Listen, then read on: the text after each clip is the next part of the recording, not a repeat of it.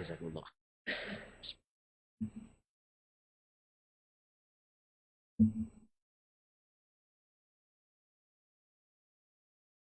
Assalamualaikum warahmatullahi taala wabarakatuh.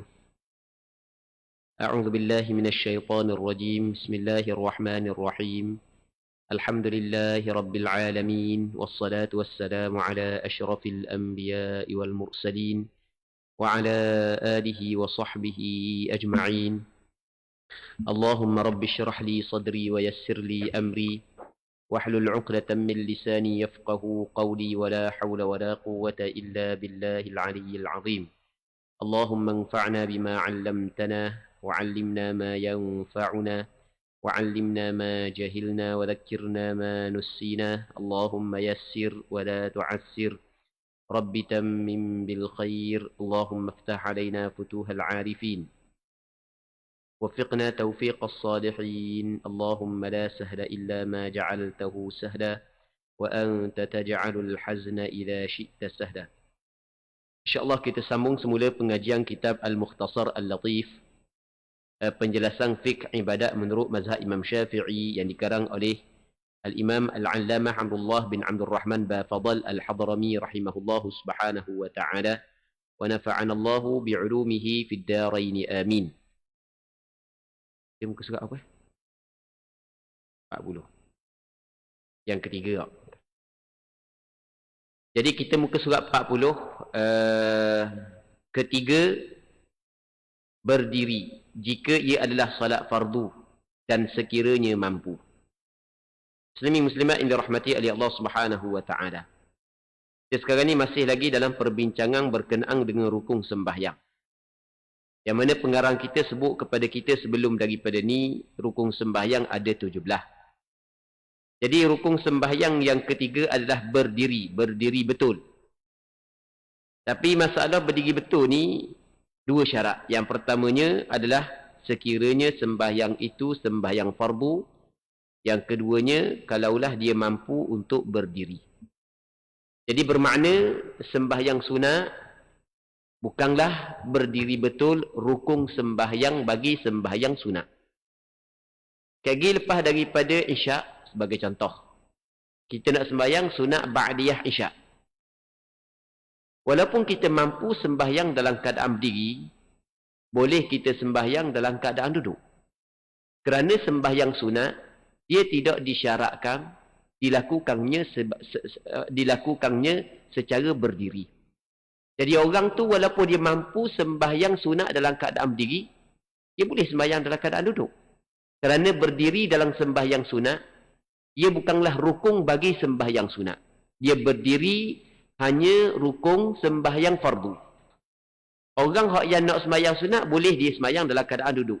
Walaupun dia mampu berdiri. Kayak kita nak sembahyang sunat, kayak kita nak sembahyang duduk boleh.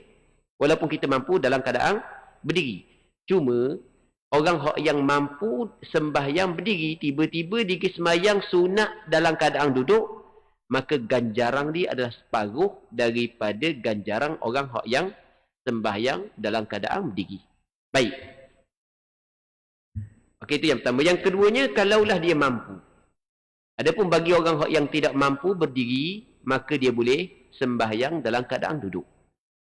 Yang sama juga, orang yang mampu berdiri tetapi dia perlu menanggung kesusahan yang teruk kalau dia berdiri.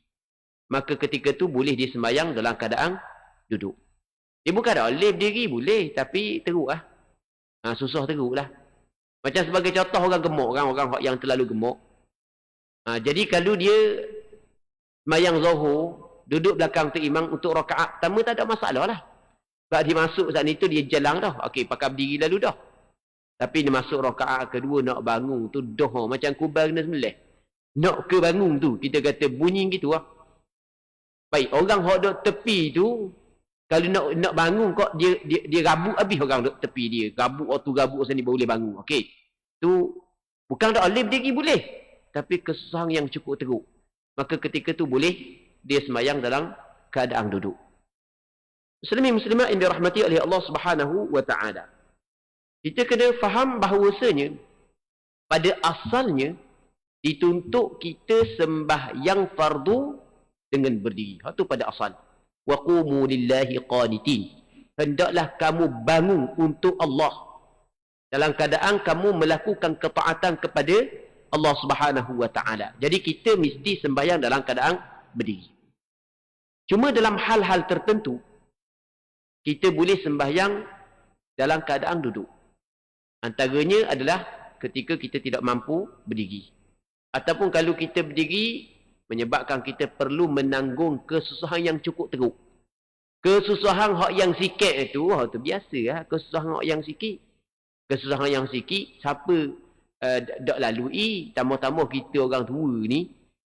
Memang dah susah dak macam orang muda. Main benda skru di lutut. Dak ada apa nak kemah mana dah kat tua ni nak bangun-bangun.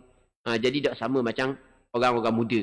Tapi tetap wajib kita kena berdiri kalau sekiranya kita mampu. Baik.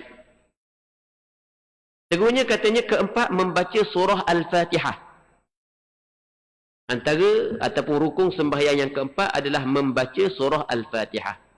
Dia ada dua perkataan, membaca surah Al-Fatihah. Surah Al-Fatihah kita tahu belaka. Tak daripada bismillah sampai ke waladhdallin. A'udzubillah dia tidak termasuk dalam surah Al-Fatihah. Amin dia tidak termasuk dalam surah Fatihah. Di surah Al-Fatihah bermula daripada bismillahirrahmanirrahim sampai kepada waladhdallin. Jadi kita kena baca. Okey, itu yang pertama. Yang kedua, makna baca. Apakah yang dikatakan baca? Baca ni adalah mesti kena berlafaz. Mesti kita kena memperdengarkan telinga kita sekurang-kurang.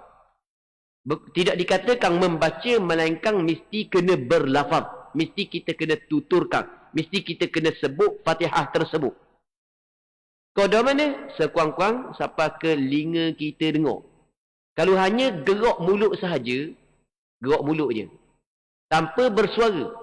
Ada orang gerak mulut je, padahal dia boleh bersuara. Maka tidak memadai bacaan Fatihah begitu. Okey, kita ni, ada kala orang tu tidak mampu untuk berlafaz, tidak mampu untuk bersuara kerana dia bisu. Ataupun kerana tak ada suara. Tepik. Tengok bola aku angat kan. Dah 2-3 kali bahagia. Nak marah bahagia diri lagi. Habis suara. Habis suara tu. Sampai ke tak ada suara nak baca Fatihah. Okey. Bagi dia tak ada masalah lah. Sebab tak ada suara. Bagi orang yang ada suara, yang boleh berlafaz, boleh bertutur, mesti dikena berlafaz suratul Fatihah. Barulah dinamakan sebagai baca. Kalau hanya gerak bibir mulut saja, gerak mulut saja tanpa mengeluarkan suara, itu tidak dinamakan sebagai membaca Fatihah. Atau kita kena perhati tu lah. Kita kena perhati. Jangan kita buat doa sedap. Ada orang dia buat sedap lagi tu. Dia rasa sedap sembahyang dengan gerak saja mulut tanpa mengeluarkan suara. Tak boleh gitu. Sebab sekarang ni bacaan Fatihah ni adalah rukun sembahyang. Itu kena berhati-hati ya. Sebab ada orang dia sembahyang, dia selesa dengan hanya gerak mulut tanpa mengeluarkan suara. Dia selesa gitu. Kadang-kadang tak sedap lah. Aku dah gerak mulut saja. Tak ada suara pun. Itu tak boleh. Itu tidak memadai sebab mesti kena baca. Dia tidak dinamakan baca, melainkan kena bersuara. Tapi bersuara, kalaulah kita makmum, bagi contohlah. Kalau kita bersuara saat ni tu lebih. Ni kita makmum lah. Kalau kita sembahyang seorang diri tu masalah lain. Kalau kita makmum ni, kadang-kadang kita baca kuat sangat sampai ke mengganggu orang lain. Tu hukum dia adalah haram. Dia tak boleh kuat sangat. Dia kalau kuat sangat, kuatlah baca kuat, hukum dia makruh. Kalau tak ganggu orang lain. Kalau ganggu orang lain, maka hukum dia adalah haram. Siang kawan ni. Dah habis pakai cerah Fatihah. Duk bonok ke orang tepi dia. Duk bonok ke orang tepi dia. Kawan ni, dah apa nak ingat mana dah Fatihah. Lepas tu main duk bonok orang tepi pula baca kuat. Waswah pula orang duk tepi. Dia waswah. Dang nak Tok Imam rokok dah habis lagi Fatihah. Baik. Jadi hal tu tak bolehlah mengganggu orang, hukum dia adalah haram.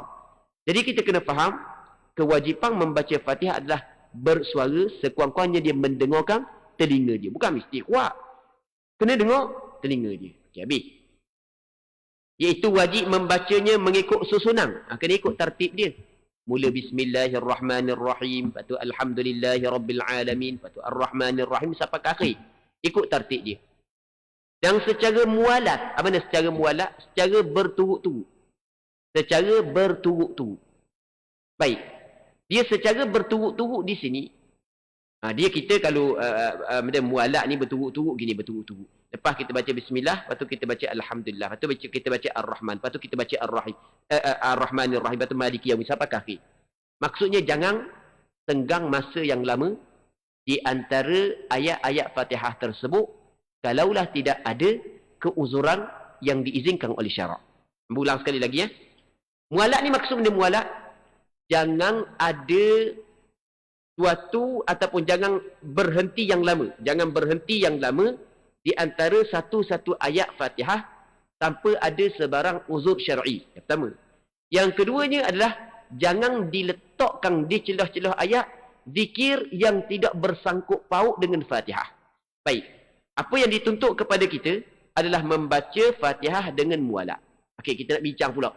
Apakah yang dikatakan ataupun apakah yang memutuskan mualat Fatihah? Okey, yang memutuskan mualat Fatihah yang pertama adalah tiang yang lama.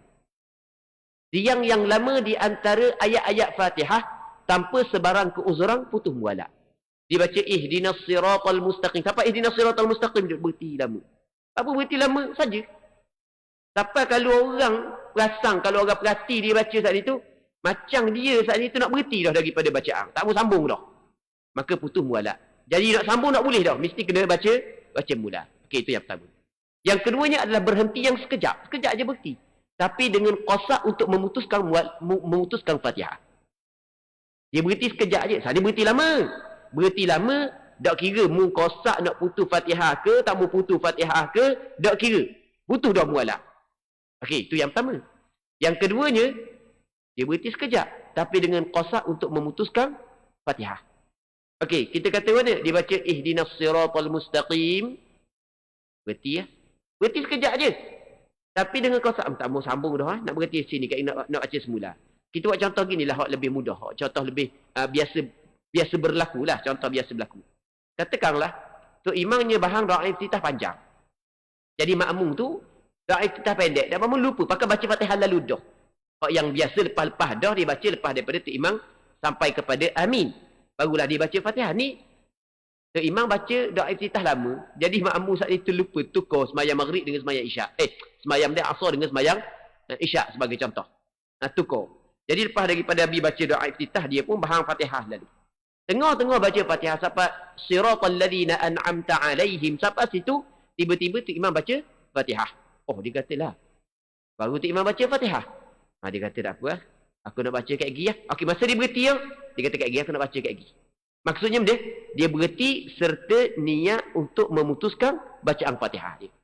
Tapi dalam masa yang sama, dia mari mikir pula lepas dia tu, habis lalu sikit lagi. Baca Fatihah selepas daripada tu imam sampai waladdallin, hukum dia sunat. Dah aku nak sikit lagi habis lalu lah. Tapi saat ni dia berhenti qasad untuk memutuskan dah. Okey. Jadi apabila dia mari niat balik nak sambung balik, tak boleh dah. Sebab dia berhenti saat itu qasad untuk memutuskan. Kalau tengah dia baca, tengah ihdinas sirat, tak berhenti lagi, ihdinas siratal mustaqim, tengah dia baca, tiba-tiba tu imam baca Fatihah, dia kata, okay, aku nak berhenti lah. Tapi tengah baca. Tapi tak adang nak berhenti, dia kata tak jadi pakai sambung. Tu tak ada masalah. Sebab dia tak berhenti lagi. Dia berhenti walaupun sekejap dengan qasad untuk memutuskan Fatihah, maka putus mualat Fatihah dia. Berapa dah? 2. Yang ketiganya adalah dia menyelangi di celah-celah ayat Fatihah dengan zikir walaupun pendek yang tidak ada kaitan dengan maslahah sembahyang. Bagi contoh, tengah dia sembahyang, bersing. Pak bahan nasi goreng belacang saat ni, bersing tengah sembahyang. Tengah sembahyang bersing. Kita tengah sembahyang walaupun kita bersing walaupun tengah sembahyang, boleh kita kata alhamdulillah, tak ada masalah, boleh. Bahkan sebahagian daripada ulama mengatakan sunat, sebahagian daripada ulama kata sunat juga kita kata alhamdulillah walaupun kita tengah sembahyang. Baik. Jadi orang tu tengah sembahyang dia bersing, boleh tak dia nak kata alhamdulillah? Tak ada masalah, boleh.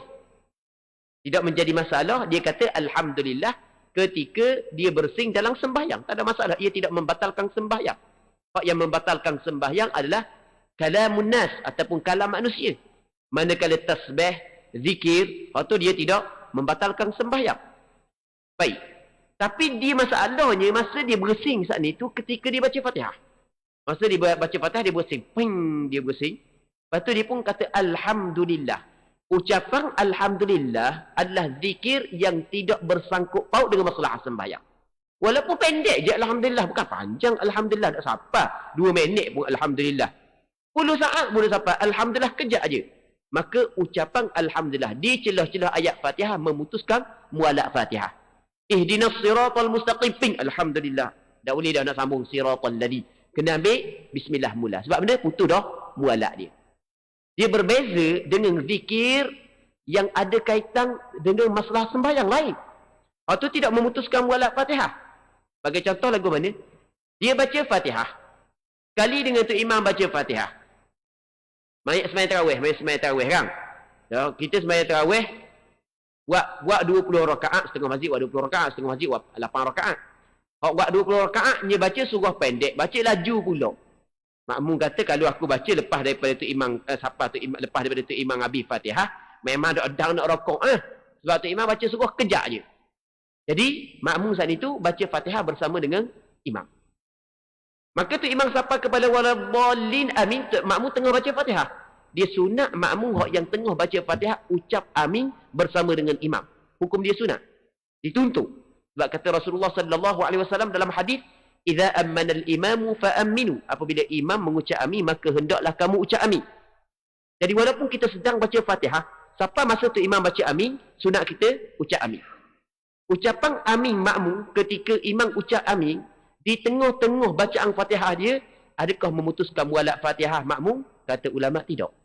Sebab dia, sebab ucapan tersebut adalah berkait dengan maslahah sembahyang. Okey. Begitu juga berhenti yang lama dengan bacaan-bacaan yang panjang tapi berkait dengan maslahah sembahyang, ia tidak memutuskan mualak Fatihah. Sebagai contoh, kita kata kita mari lewat subuh Jumaat. So imam siapa ke tengah dah subuh Jumaat rakaat pertama. So imam baca surah As-Sajdah. So imam baca pada nak sampai ayat sujud tilawah dah. Kita pun Allahu Akbar, kita dah baca ihdinas siratal mustaqim ataupun kita dah baca alhamdulillahi rabbil alamin. So imam pun sujud tilawah Allahu Akbar.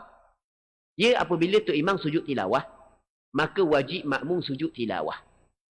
Walaupun makmum tengah baca Fatihah saat ni, makmum pun sujud tilawah. Allahu Akbar, makmum sujud tilawah. So imam dalam sujud tilawah kat 5 minit, bukan tidur. Bukan tidur, tapi baca panjang. Tu imam mari zuk sikit pagi Jumaat tu. Mungkin malam tadi ada buat dosa kali istighfar sebelum subuh. Jadi masa semayang saat ni tu ada zuk lain, ada manis lain. Siapa sujud tilawahnya lama dak sekarang sujud. Baik. Contoh kita kata 5 minit sujud. Panjang cenggong dia baca. Nanti makmum tu imam bangun semula qiyam, makmum pun bangun sekali qiyam, makmum boleh sambung balik Fatihah. Tak putus mualak semayang. Tidak putus mualak semayang pula. Tidak putus mualak Fatihah makmum. Walaupun panjang tempoh perceraian. Kerana benda? Kerana perceraian tersebut adalah kerana melakukan maslahah sembahyang. Ini benda yang penting yang perlu kita kena tahu. Jadi, kena ingat, di dalam kita membaca Al-Fatihah dalam sembahyang, untuk kita melaksanakan rukun sembahyang, ada syarat-syarat yang perlu dipenuhi. Ada syarat-syarat yang perlu dipenuhi. Antara syarat yang perlu dipenuhi adalah mesti kita kena baca ikut tertib. Itu yang pertama. Yang keduanya, mesti kita kena mualak. Jangan sampai ke putus mualak. Kalau putus mualak, tak boleh dah nak sambung, kena ambil semula. Cakap kita. Itu syarat yang kedua. Terusnya, serta tasydid. Jadi kita kena ra'i ataupun kita kena pelera, kita kena jaga tasydid dalam Fatihah. Di dalam Fatihah tu dia ada tasydid. Dan dia ada satu kitab lagi, kitab yang sama taraf dengan kitab ni, nama dia kitab Safinatun Najah. Dan di tempat kita, kitab Mukhtasar Latif dengan sifat kitab Safinatun Najah, dia lebih masyhur, kitab Safinatun Najah. Pengarang dia siap sebut sesebab tasydid. Siap sebut sese. Tasydid dalam Fatihah dia sebut. Bismillah ala lam, Ar-Rahman ala ra, Ar-Rahim ala ra. Sebut sese. Faham dia? Sebab nak bagi penekanan kepada orang awam jangan mengabaikan perkara ini. Kerana pengguguran tasydid dalam Fatihah menyebabkan tak jadi Fatihahmu. Apabila tak jadi Fatihahmu maka tak jadi rukun sembahyang. Dan tak jadi rukun sembahyang maka tak sah sembahyang. Sebab tu kena ambil berat tentang tasydid di dalam Fatihah. Baik. Tu. Seterusnya kata dia dan membezakan antara huruf dha dan dha. Dia dalam Fatihah kalau kita perhati dia tak ada huruf dha. Tak ada kan huruf dha kan dalam Fatihah kan? Dia ada huruf dhad. Baik. Maka dalam kita menuturkan huruf dhad ketika kita baca Fatihah, mesti kita kena bezakan di antara dhad dengan dha. Jangan kita sebut huruf dha ketika kita sebut huruf dhad. Okey, kita dalam Fatihah ada dua kalimah yang mengandungi huruf dhad. Yang pertamanya ghairil maghdubi alaihim, atau yang keduanya waladdallin. Okey, itu dua kalimah yang ada huruf dhad. Jangan ditukar dengan huruf dha. Nak kata bukan dha dengan dha saja. Hak lain pun sama juga. Cuma dia bagi penekanan mungkin. Oleh kerana pengarang kita ni dia melihat orang di zaman dia, orang awam di zaman dia, oleh kerana jauh dah daripada bahasa Arab hak yang asal, akhirnya huruf yang menjadi asas kepada bahasa Arab ataupun huruf yang tidak ada dalam bahasa lain hanya bahasa Arab pun dak jadi mana dah nak sebut orang Arab di zaman dia, maka dia pun bagi penekanan bab tu. Dia kata kena ingat jangan witukar dha dengan dha. Jangan witukar dha dengan dha. Sebenarnya bukan masalah dha dengan dha sahaja. Jangan tukar dha kepada dha, bukan masalah ni saja. Bahkan setiap huruf dalam Fatihah jangan kita ketukar kepada huruf yang lain. Baik, tapi oleh kerana dia melihat orang di tempat dia, pengarang kita ni orang Yaman, orang Arab Yaman. Dia tengok orang di tempat dia ni, mungkin orang awam ramai baca dha nampak nak pergi ke za. Okey, kena berhati molek tu, kena sebut molek, jangan sebut za. Za lain, dha lain, dhad lain. Hak dha kena sebut dhad. Baik. Kalau kita pula zaman kita lah ni, kalau kita nak tengok kesalahan hak yang banyak berlaku kepada orang awam di tempat kita, bukan bab dha kepada dha saja, banyak lagi huruf. Huruf dia, huruf ha, jangan ditukar kepada ha. Lepas tu ra jangan tukar kepada ghain. Lepas tu huruf dia lagi, huruf zal jangan ditukar kepada zai. Okey, di tempat kita banyak lagi hak yang perlu kita kena bagi penekanan. Ada orang di tempat kita dia tak baca bismillahirrahman, dia baca bismillahirrahman. Dia pergi tukar ha kepada ha, maka hak tu salah. Jadi kita kena bagi penekanan di situ. Sebab dia ulama ni dia bagi penekanan dalam kitab dia kerana dia melihat benda tu ketara berlaku kesalahan dalam masyarakat dia. Maka kita di tempat kita pula kita tengok benda yang ketara berlaku kesalahan dalam masyarakat kita, maka kita kena bagi penekanan terhadap perkara tersebut agar diperbaiki kesilapan itu. Baik. Muslimin muslimat yang dirahmati oleh Allah Subhanahu wa taala. Kita alhamdulillah kita di Terengganu ni ramai pakar-pakar Quran di Terengganu. Kita kalau kawasan Padang Mengkuang ni dekat dengan KQT, IQT ni. Orang pakar belajar Quran situ, pakar Quran saja duduk situ. Jadi ambil peluang mendalami bacaan Al-Quran yang betul. Baik, kita di Terengganu memang cukup ramailah hak yang pandai, hak yang pakar Quran. Di kawasan ni sajanya banyak kawasan ni saja. Kawasan ni saja banyak orang yang pandai-pandai Quran. Baik, maka pakak belajar agar sebutan kita betul dalam kita melaksanakan ibadat sembahyang kita. Muslimin muslimat yang dirahmati oleh Allah Subhanahu wa taala. Teguhnya kata dia, ia wajib dibaca pada setiap rakaat. Fatihah ni rukun sembahyang wajib dibaca setiap rakaat. Kalau sembahyang Zuhur 4 rakaat, 4 kali kena baca. 5 rakaat 5 kali, 5 rakaat 5 kali silap. 3 rakaat 3 kali kena baca. Ya tak ada 5 rakaat. 5 rakaat kalau tak imam silap. ataupun kamu silap. 3 rakaat, nak sebut 3 sebenarnya jadi sebut 5. 3 rakaat, 3 kali kena baca. 2 rakaat, 2 kali kena baca. Kena baca setiap rakaat. Dan kewajipan membaca Fatihah setiap rakaat ni, kewajipan kepada orang sembahyang seorang diri. Kewajipan kepada makmum. Dan kewajipan kepada imam. Kewajipan orang sembahyang seorang diri, kewajipan kepada imam, begitu juga kewajipan kepada makmum. Baca Fatihah setiap rakaat. Cuma di sana ada makmum yang gugur daripadanya bacaan Fatihah. Siapa makmum yang gugur daripadanya bacaan Fatihah? Dia katakan melainkan pada rakaat yang makmum masbuk. Rakaat makmum masbuk, gugur Fatihah daripadanya. Kadang-kadang gugur keseluruhan. Kadang-kadang gugur sebahagian. Cuma kita nak tahu, ataupun apabila dikata melainkan pada rakaat yang makmum masbuk, maka kita kena tahu apakah yang dimaksud makmum masbuk di sini. Muslimin muslimat yang dirahmati oleh Allah Subhanahu wa taala. Ulama fiqh dia menggunakan perkataan ataupun istilah makmum masbuk kepada 2 perkara. Yang pertamanya adalah makmum masbuk, iaitu makmum yang tidak sempat rakaat yang pertama bersama dengan imam. Okey, itu dipanggil makmum masbuk. Dia mari rakaat kedua dah. Dia mari rakaat yang ketiga. Maka makmum masbuk saat itu dia kena tambah selepas daripada salam imam, rakaat-rakaat yang dia terlepas daripada imam. Okey, itu istilah yang pertama. Hak yang gugur Fatihah saat itu bukan makmum masbuk ni. Ni makmum masbuk yang kedua yang kita nak cerita lagi ni.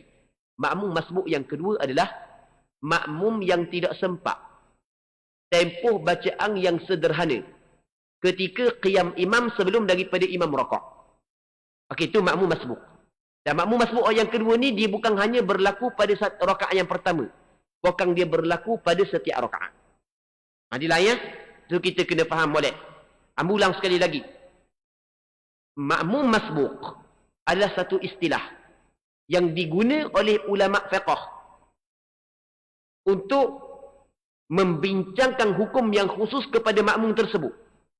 Sebab di sana ada makmum yang tak ada masalah. Okey, kalau kita nak bincang hukum dia pun tak ada masalah. Ada makmum yang kena bincang hukum dia. Oh, kalau gitu kok mesti kita kena buat pembahagian dulu. Okey, ni satu kategori, ni kategori yang kedua. Dah kita nak buat ni nak mudah sikit Kita letak nama. Kita letak nama, letak istilah. Kita sebenarnya kita letak istilah. Apa jua ilmu, kita letak istilah ni adalah untuk mudah. Kalau tak ada istilah, payah. Payah. Nak buat mana kalau tak ada istilah? Okey, dia letak istilah. Jangan pula. Muafiq masbuk mana ada dalam hadis, mana ada dalam Quran. Benda bid'ah. Tak, ni hanya istilah sahaja.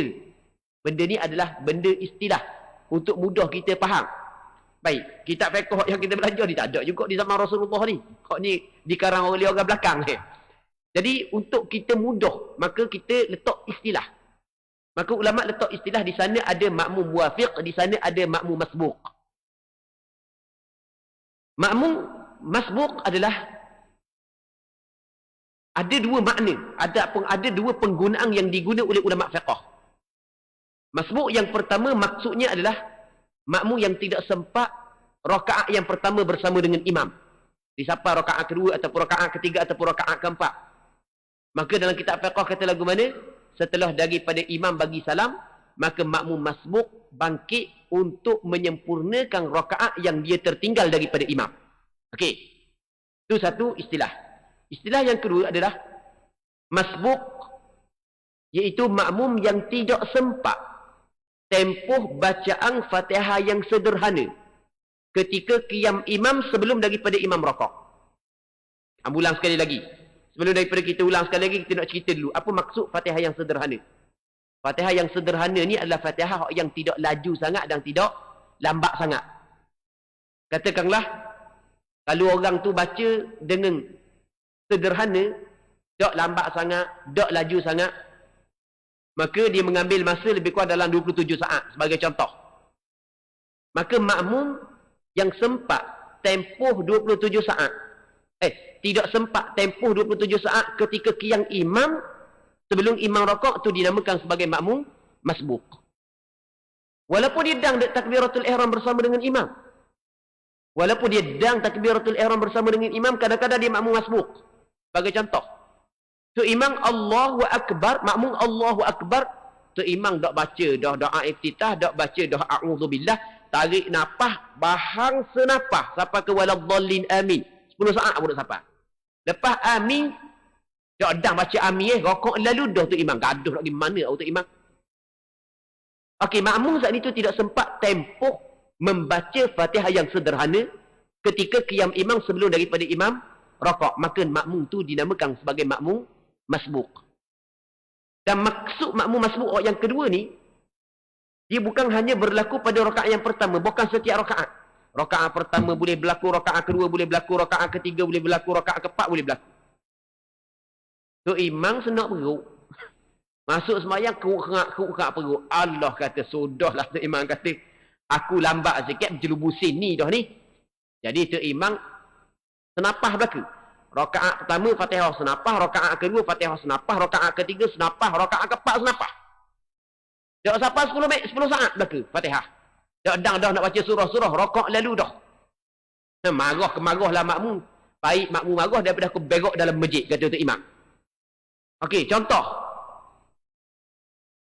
Jadi makmum saat itu tidak sempat tempoh membaca Fatihah yang sederhana ketika qiyam imam, maka setiap rakaat makmum adalah makmum masbuk. Makmum masbuk gugur Fatihah daripadanya. Okey, gugur Fatihah daripadanya.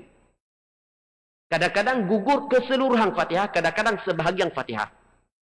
Okey, bagaimanakah gugur keseluruhan Fatihah?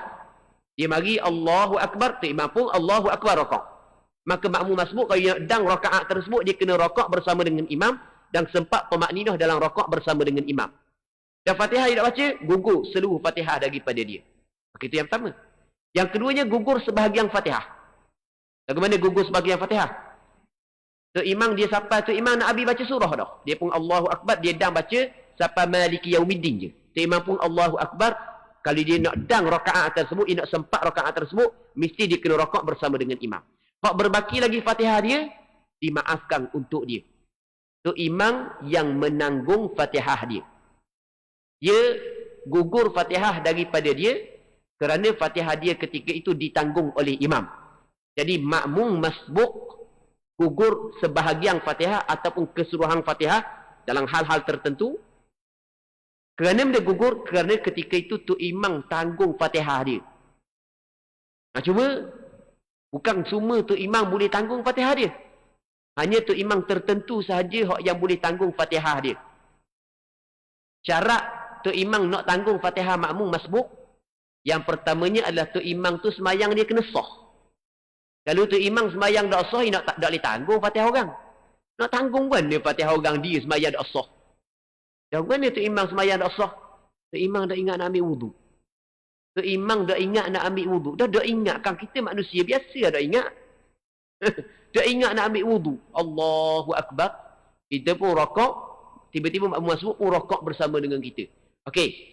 Maka makmum masbuk saat itu, lepas daripada salam tu imam, dia kena tambah satu rakaat. Kalau dia tahu tu imam saat itu dah ambil wudu. Lepas daripada imam bagi salam, dia bagi salam dengan tu imam, tiba-tiba tu imam tepuk kepala. Allah, dah ingat ambil wudu dah setengah. Dia dekat dengan tu imam, bunyi gitu. Okey, dia kena tambah lalu satu rakaat lagi. Kena tambah lalu satu rakaat lagi. Kerana rakaat dia tu tak jadi. Tu imam tak tanggung Fatihah dia sebab tu imam semayang tak sah. Sama juga subuh Jumaat. Tu imam tak ingat nak mandi wajib. Malang sejuk, ingat nak mandi pagi esok, bangun Allah lewat dah. Aku tugas pagi ni. Tu imam pun ambil semayang pergi masjid. Allahu Akbar semayang. Makmum masbuk ada seorang makmum masbuk, masa tu imam rakaat baru disapai, dia rakaat bersama dengan imam rakaat pertama. Tu imam bagi salam, dia bagi salam. Lepas bagi salam, garu kepala tu imam. Dah buat dia pelik tu imam duk garu kepala, dia senyap. Biasa wirid kau. Biasa ke semangat kau wirid ni senyap aje. Moh je bunyi, buat apa pula. Bangun cepat-cepat. Pegang dia dah mana? Tak ingat mandi wajib, kata tu imam. Okey, makmum masbuk saat ni tu, kena tambah satu rakaat lalu. Nah, tapi kalau lama dah tu imam kabur masa kedai kopi karang, aku puluh tengah hari yo. Allah, aku kabur rebus orang. Aku dah ingat mandi wajib bagi tadi. Allah. Faham taik sungguh kata tu imam. Kebetulan gay ni yang di kebor tu memang makmum masbuk. Kena semayang pula. Sebab dia nak sambung dah. Tak lama dah. Dia boleh sambung kalau sekejap. Okey. Muslimin muslimat yang dirahmati oleh Allah Subhanahu Wa Taala tu syarat yang pertama. Syarat yang kedua adalah bukan pada rakaat yang lebih. Bukan pada rakaat yang lebih. Kalau pada rakaat yang lebih, maka tu imam tidak tanggung Fatihah. Kerana rakaat tersebut tidak dikira untuk imam. Kan ada kadang-kadang kita, bukan kadang-kadang, kerak kali kan kita 3 kepak. Sungguh. Kerak kali 3 kepak. Okey, kita kalau 3 kepak, kita kena ambil 3 asal. 3 hak yang diyakini, hak 4 tu kita syok. Syok aku buat ke tak lagi, kira tak buat. Maka bila kita ambil 3, kita tambah serakaat lagi. Makmum pula, aku rasa macam 4 dah. Wah juga makmum. Nak tegur, takut aku silap, malu saja, kata makmum. Dengan makmum bangun. Dengan makmum bangun habis. Tak daripada sah pertama sampai ke sah belakang. Kau ni duk mikir, kalau misalnya boleh musyawarah dalam semayang, pakai beres lalu dah. Masa 4 dah, bangun pula. Kan aku cegah kan, orang kata aku pelik pula. Aku tegur lah, muka salah kan, malu sah aku. Duk main gitu lah. Bangun makmum belaka. Okey, rakaat kelima dah sebenarnya. Jadi tu imam buat betul dah. Sebab kita dituntut kita buat apa yang zahir di sisi kita saja. Okey, bangun betul dah. Makmum pula bangun pun betul juga sebab dia pun tak yakin kau. Sepakat tak yakin belaka, biar dah, tak apalah. Tiba-tiba mari makmum masbuk seorang. Masa tu imam nak rokok lele dah. Dia pun kata imam pun Allahu Akbar rokok, dia pun rokok bersama dengan imam. Okey. Lepas daripada tu imam bagi salam, makmum belakang cakap, 4 ke 5? Aku rasa 5 dah. 2-3 orang kata 5. Khabar tu imam. Tu imam pun aku rasa berberat 5 tau. Tu imam pula. Okey. Jadi makmum masbuk saat itu dia tahu bahawa tu imam saat itu duduk pada rakaat yang kelima. Maka tu imam tidak menanggung Fatihah dia. Jadi lepas daripada salam tu imam, dia bukan kena tambah 3 rakaat, bukan kena tambah 4 rakaat kalau sembahyang zuhur, asar, isyak. Sama juga kalau sembahyang maghrib kena tambah 3 rakaat, bukan tambah 2 rakaat lagi. Itu kita kena ingat. Baik. Ini benda yang penting bagi makmum masbuk muslimin muslimat yang dirahmati oleh Allah Subhanahu Wa Taala. Seterusnya ke-6 daripada rukun sembahyang.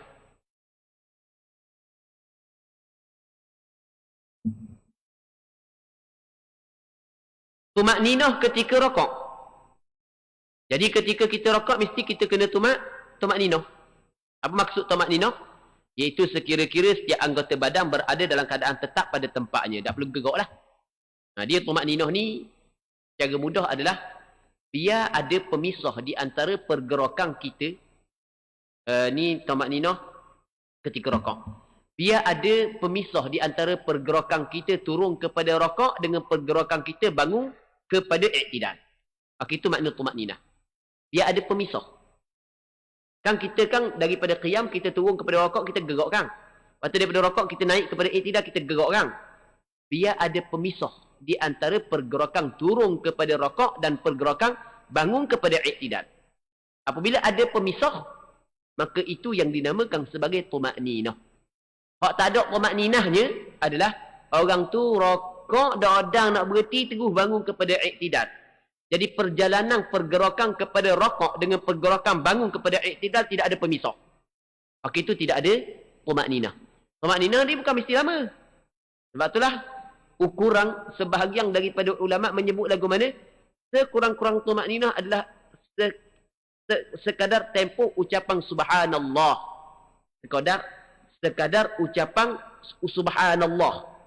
Sebahagian kitab dah sebut gitu, ada sebahagian kitab sebut gitu. Ada sebahagian kitab sebelum ni dah sebut gitu pun.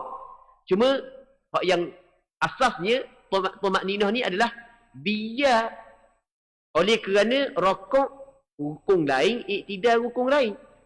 Maka pergerakan turun kepada rokok dengan pergerakan naik kepada i'tidal biar ada perpisahan. Jangan tengok macam sambung. Biar nampak tak sambung suku-suku. Hak ni gerak lain, hak ni gerak lain. Itu maksud tumakninah. Bukan mesti lama. Manakala lama sikit lebih daripada tumakninah, hak tu hak yang dituntut. Hak yang kita cerita ni hak yang sekurang-kurang. Hak ni adalah benda hak yang wajib sebab ni rukun sembahyang. Okey, ketujuh i'tidal. I'tidal ni adalah dia kembali balik kepada perbuatan yang dia buat sebelum daripada rokok.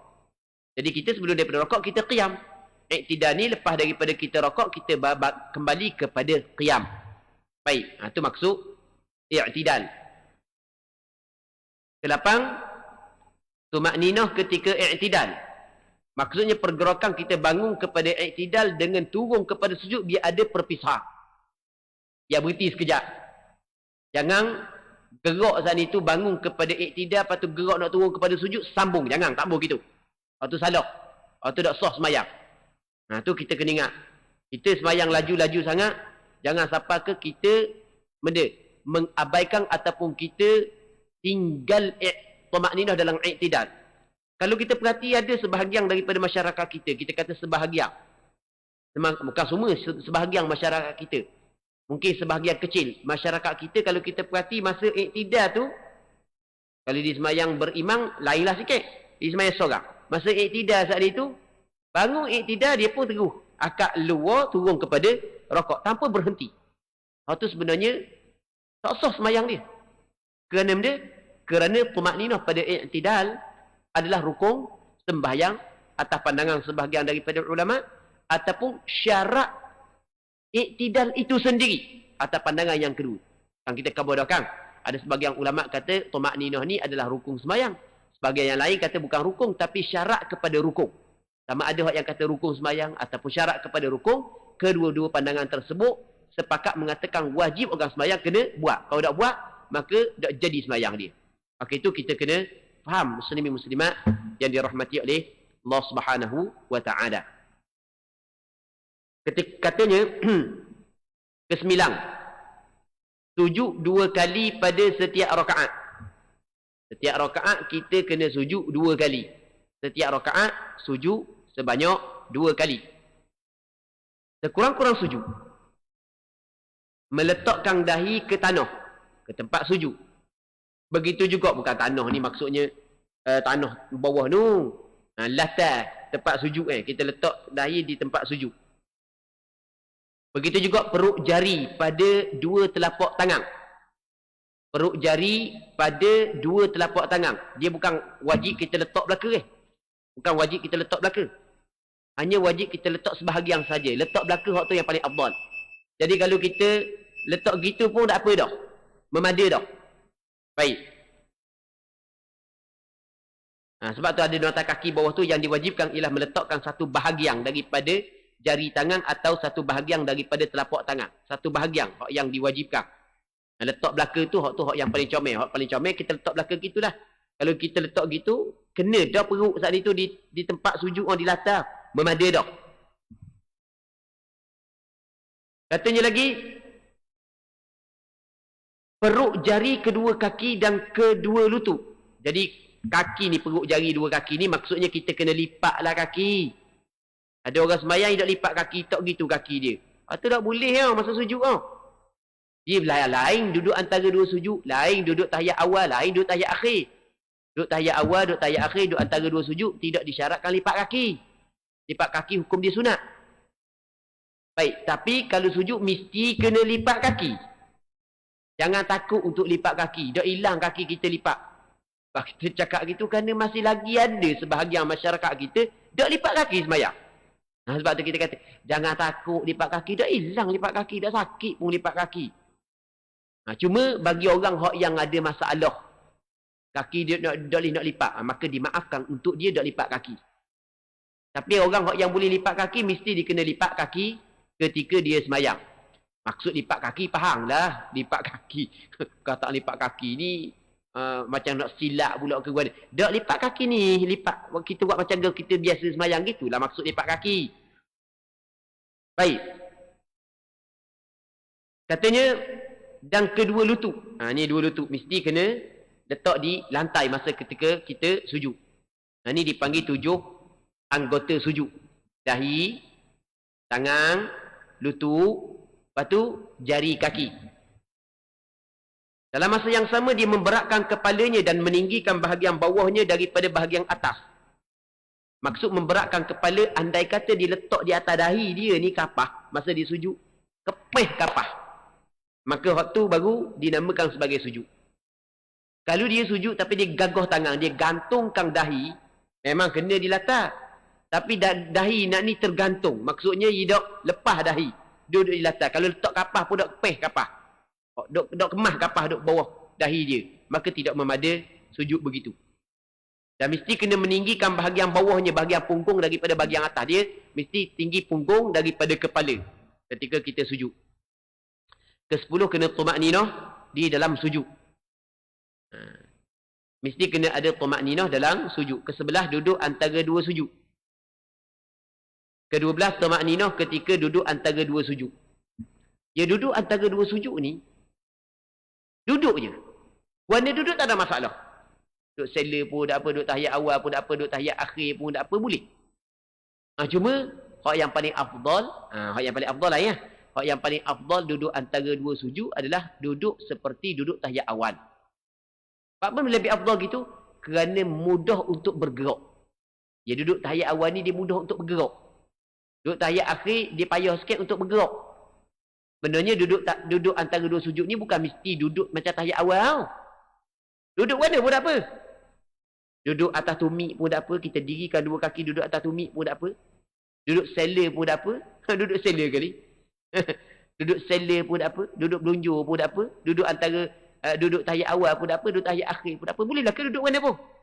Cuma hak yang paling comel. Hak paling comel. Duduk seperti duduk tahiyat awal. Baik. Katanya ke-13 ke-12 tumakninah ketika duduk antara dua sujud. Ke-13 tasyahud. Maksudnya tahiyat akhir. Tahiyat akhir. Manakala tahiyat awal ataupun tasyahud awal itu adalah sunnah, bukan rukun sembahyang. Tasyahud akhir ni adalah tasyahud sebelum salam. Sebab kalau kita kata tasyahud akhir, takut kita faham ada juga. Lepas tu subuh tu tak ada tasyahud awal tu. Okey gini, tasyahud akhir ni maksudnya tasyahud sebelum daripada salam. Itu tasyahud akhir. Baca tasyahud tu lah. Dia sekurang-kurang tasyahud adalah at-tahiyatu lillah, salamun alayka ayyuhan nabiy wa rahmatullahi wa barakatuh, salamun alayna wa ala ibadillahi s-salihin, asyhadu an la ilaha illallah wa anna muhammadar rasulullah. Okey, itu sekurang-kurang tasyahud. Yang kita baca at-tahiyatul mubarakatus salat. Tu yang paling sempurna dah. Baik. Ke-14 duduk tasyahud akhir. Duduk tasyahud akhir adalah rukun sembahyang. Ke-15 berselawat ke atas Nabi sallallahu alaihi wasallam ketika tasyahud akhir. Ke-16 memberi salam. Itu sekurang-kurangnya dengan ucapan assalamualaikum. Itu sekurang-kurang salam. Assalamualaikum. Manakala warahmatullah, itu adalah sunat. Sebab itulah kalau kita assalamualaikum tiba-tiba kita ketuk. Tapakum baru kita ketuk. Maka sembahyang kita sah. Sebab kita telah keluar daripada sembahyang dah. Tapi baru assalam, dah apa alaikum lagi, ketuk, batal sembahyang. 2 saat dah sampai. Alaikum dah pergi dah tahan dah, dam tubik. Okey, kena mayam mula. Kena ambil wuduk, kena mayam mula. Baik. Ke-17 tertib. Kena ikut aturan dia lah. Takbiratul ihram dulu. Hak yang kita sebut sebelum daripada ni bagaimana aturan. Itu maksud tertib. Habis, Pak, berkenaan dengan rukun sembahyang. InsyaAllah, bulan akan datang kita akan bincang pula berkenaan dengan sunat-sunat sembahyang. Jadi untuk malam ni kita berhenti sini dulu. Boleh kita buka soalan sekejap, lebih kurang dalam 5 minit kalau ada. Ataupun kalau adalah soalan. Ada nak tanya benda?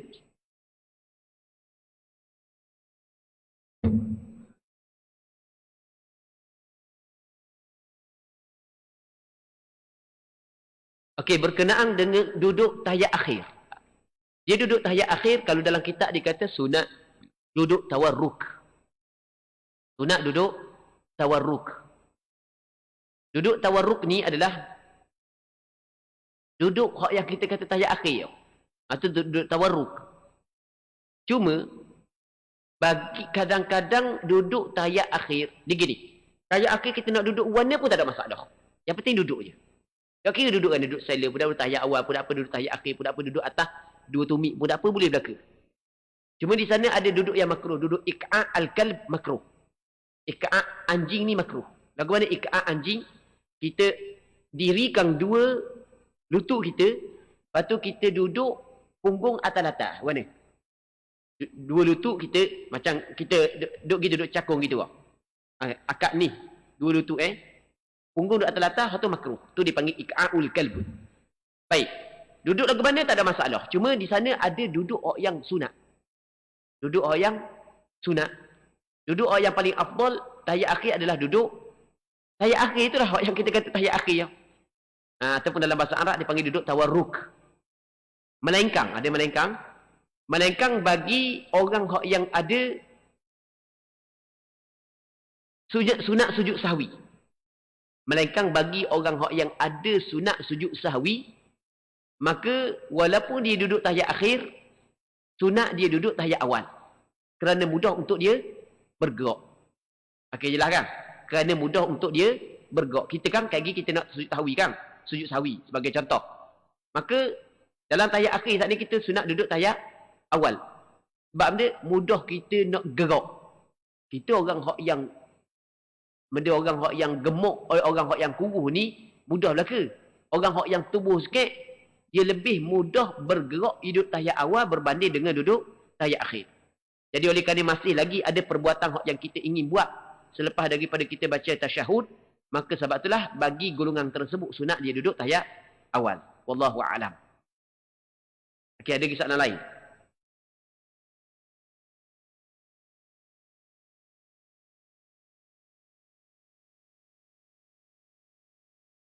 Baik. Sekarang ni perkataan iyyaka na'budu wa iyyaka nasta'in. Akan dikau ya Allah kami menyembah.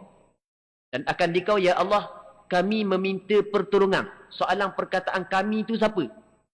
Yang pertama sekali kita kena faham bahawasanya ucapan iyyaka na'budu wa iyyaka nasta'in adalah Al-Quran. Al-Quran adalah firman Allah. Itu yang pertama. Dia adalah kalam Allah. Cuma kadang-kadang di dalam kalam Allah Subhanahu wa taala, Allah Subhanahu wa taala meletakkan khitab ataupun meletakkan satu lafaz saat itu, maksud dia adalah kembali kepada hamba. Okey, boleh faham? Maksud dia adalah kembali kepada hamba. Ketika kita kata iyyaka na'budu, kepada engkau ya Allah kami menyembah. Maksud dia kami menyembah kita. Walaupun na'budu saat itu makna dia kami ni seorang yang bercakap, ramai orang yang bersama dengan dia. Walaupun begitu, tetap kita kata iyyaka na'budu. Baik. Ada sebahagian daripada golongan hakikat hak yang sesat. Yang mana ketika dia kata iyyaka na'budu saat itu, kepada engkau ya Allah kami menyembah, sebenarnya kita mengaku kita tu sebagai Tuhan. Hak tu adalah sesat. Hak tu adalah salah. Hak tu adalah tidak betul. Sebab itulah kita dapati dalam Al-Quran, firman Allah Subhanahu wa taala kadang-kadang maksud dalam firman Allah taala merujuk kepada hamba dia. Merujuk kepada hamba dia.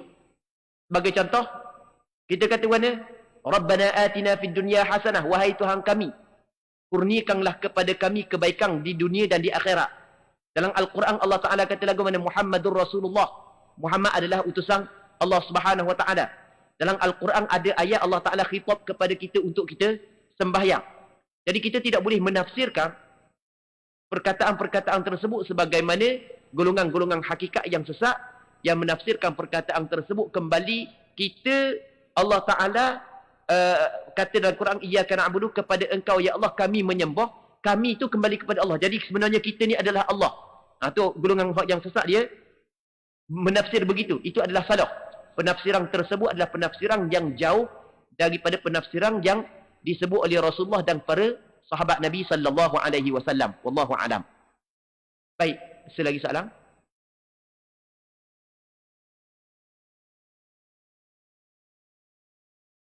Gane?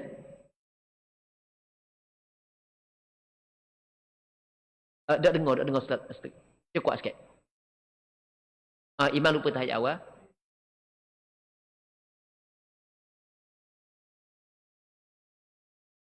Okey. Sekarang ni Tok Imam dia terlupa baca tahiyat awal. Tok Imam dia lupa baca tahiyat awal. Lepas tu makmum tegur. Tok Imam baca Fatihah dah, makmum tegur. Oh, Tok Imam kata, ya sungguh aku lupa tahiyat awal. Tok Imam duduk semula. Baik. Lepas tu bagaimana keadaan makmum? Dan apakah hukum sembahyang terimam? Dia sebenarnya dua situ. Yang pertama sekali, apabila seorang imam ataupun kita yang sembahyang, kalau kita tinggal dah tahiyat awal, kita masuk kepada qiyam, tak boleh dah kita turun semula kepada tahiyat awal. Tak boleh dah. Sebab apa? Sebab apabila kita meninggal sunat dan kita masuk dah kepada rukun, maka tidak boleh kita nak buat balik sunat tersebut. Tak boleh dah.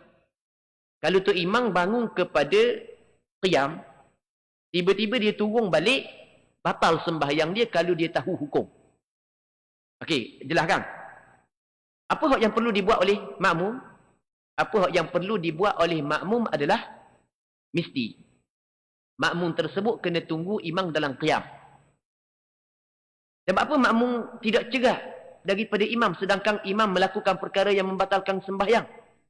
Kerana ada kemungkinan boleh lagi ihtimal imam buat saat itu dalam keadaan imam tidak sengaja.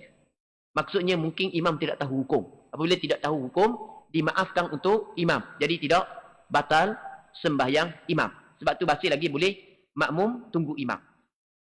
Kalau makmum tunggu juga, makmum batal. Kalau makmum tahu. Kalau makmum tak tahu, maka tak batal sembahyang makmum tersebut. Cuma sembahyang imam dan sembahyang makmum penuh dengan kecacatan. Kerana dia melakukan kesalahan. Wallahu a'lam. Okey, ada lagi soalan lain? Sama juga lebih rakaat. Tu imam lebih rakaat. Tu imam bahang rakaat kelima. Sekarang ni kita kena ingat, diwajibkan kepada makmum mengikut imam. Tapi mengikut hak yang diwajibkan adalah mengikut hak yang betul. Manakala benda hak yang salah tidak boleh ikut. Jadi sekarang ni tu imam bangun kepada rakaat yang kelima, betul ke salah? Salah. Jadi apabila salah, makmum tak boleh bangun. Dan makmum kena buat mana makmum? Kena duduk di dalam tasyahud. Kena tunggu dalam tasyahud. Makmum saat itu kena tunggu dalam tasyahud. Dia sebenarnya gini, muslimin muslimat yang dirahmati oleh Allah Subhanahu wa taala. Makmum ketika tu imam bangun kepada rakaat yang lebih. Yang pertama, makmum sunat dia memberi peringatan kepada imam dengan ucapan subhanallah kalau makmum lelaki, dan ataupun tepuk tangan bagi makmum perempuan. Makmum perempuan tepuk tangan. Jadi tu imam ni dia kena perhati. Jadi kalau orang puan kepuh-kepah duduk belakang tu, ada tu kesilapan untuk imam tu. Baik. Kalau makmum lelaki kata subhanallah, ada kesilapan dia tu. Okey. Jadi kalau tu imam buat tak tahu juga. Tu imam kata, makmum sekarang ni, dia kena tegur tu imam berdasar kepada pengetahuan dia. Tu imam dia kena buat berdasar kepada pengetahuan dia. Tu imam kata, rakaat keempat dah makmum subhanallah, tepik makmum kat belakang. Tu imam kata, aku rakaat keempat. Tak boleh tunggu. Tu imam kena buat mengikut pengetahuan dia. Tu imam tambah lah. Makmum kata rakaat kelima. Okey, khilaf di antara makmum dengan tu imam. Okey, makmum tak boleh ikut tu imam. Kena tunggu. Kena tunggu nanti dulu. Tak boleh bangun ikut tu imam. Okey, apakah yang perlu dilakukan oleh makmum? Makmum diberi dua pilihan. Yang pertamanya adalah niat mufaraqah, baca tasyahud, bagi salam. Yang pertama. Yang keduanya adalah tunggu tu imam dalam tasyahud akhir. Tunggu tu imam. Boleh dia tunggu tu imam. Dan apa ke tunggu tu imam hak yang melakukan kesalahan yang membatalkan sembahyang? Kata ulama' tak apa, kerana ada ihtimal sembahyang tu imam tak batal. Sebab sembahyang tu imam saat itu tu imam buat, mungkin tu imam terlupa. Ataupun mungkin ada ayat-ayat daripada Fatihah tu imam tinggal. Mungkin ada beberapa kemungkinan yang tu imam saat itu bangun pula kepada rakaat yang kelima. Wallahu a'lam. Okey, selesai. Okey, jadi untuk hari ini kita berhenti sini dulu. Jadi kita kita berdoa kepada Allah agar perbincangan kita pada malam yang mulia ini berkati oleh Allah Subhanahu wa taala. Allah Subhanahu wa taala a'la wa a'lam. Sallallahu ala sayyidina Muhammad wa ala alihi wa sahbihi ajma'in. Walhamdulillahi rabbil alamin.